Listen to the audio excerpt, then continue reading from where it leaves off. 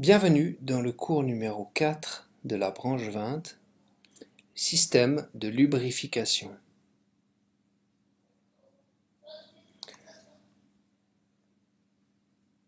D'abord, voyons quelles sont les fonctions du système de lubrification.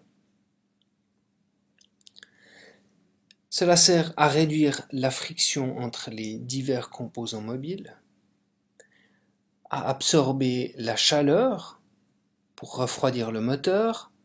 Ça a un effet coussin d'huile pour absorber les chocs et avoir des régimes moteurs qui sont plus silencieux, plus harmonieux. Ça sert à imperméabiliser via un léger film d'huile à l'intérieur du cylindre. Et cela nettoie le moteur via l'absorption des particules de suie et d'abrasion. L'huile dans les systèmes de lubrification a aussi un effet de protection contre la corrosion.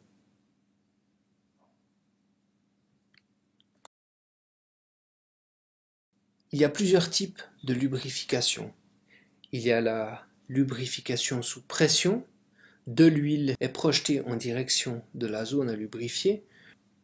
La lubrification par éclaboussure d'huile. Il n'y a pas de pompe pour créer la pression. Une utilisation combinée de ces deux types de lubrification, sous pression et par éclaboussure.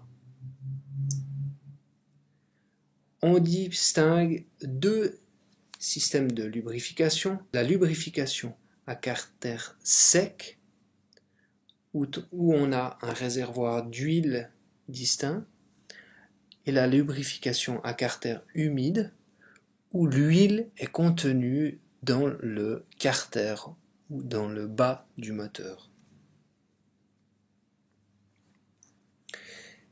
Les inconvénients de la lubrification à carter humide.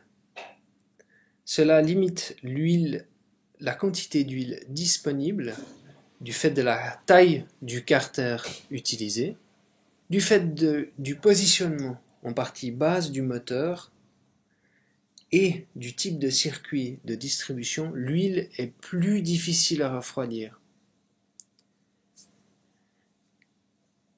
Les moteurs beaucoup plus gros et plus puissants vont générer des températures d'huile beaucoup plus élevées, donc plus de problématiques.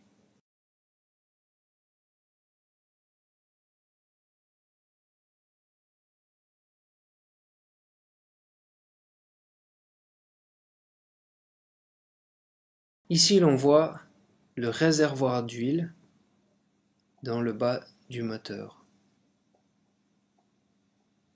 Ce petit bouchon-là, qui s'appelle le bouchon de vidange, est là pour pouvoir retirer l'huile pour la changer.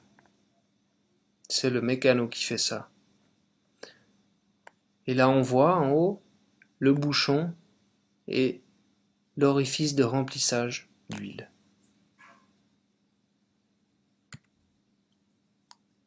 Il y a plusieurs types de lubrifiants qu'on utilisera en fonction de la température, de l'environnement de fonctionnement du moteur, de la puissance du moteur. C'est pour ça qu'il y a plusieurs types de lubrifiants.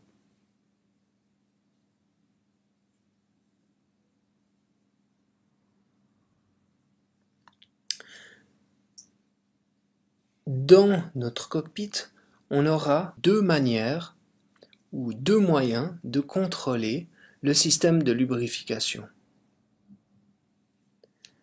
On a un indicateur de pression d'huile et un indicateur de température d'huile.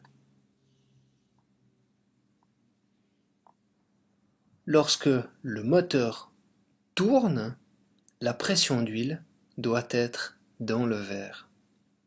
Cela veut dire que la pression pour lubrifier le moteur est suffisante. La température doit se situer aussi dans le vert pour la plage de fonctionnement normale du moteur. Si la température est trop haute, ce qui arrive plus fréquemment en été, on pourrait aussi avoir un souci.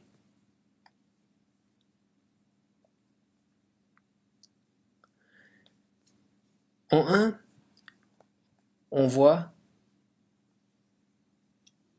comment les deux jauges vont se situer en vol lorsque tout va bien.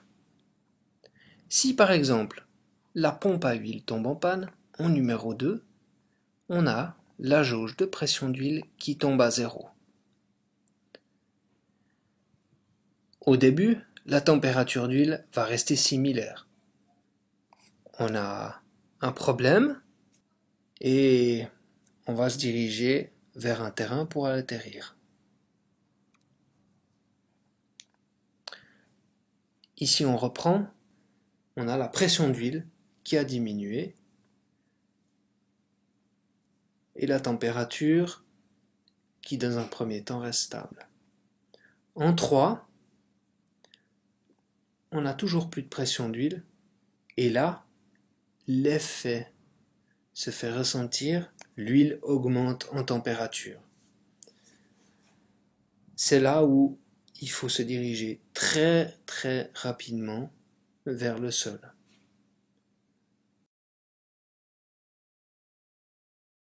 En 2, on effectuera un atterrissage de précaution et en 3, là on va faire un atterrissage d'urgence.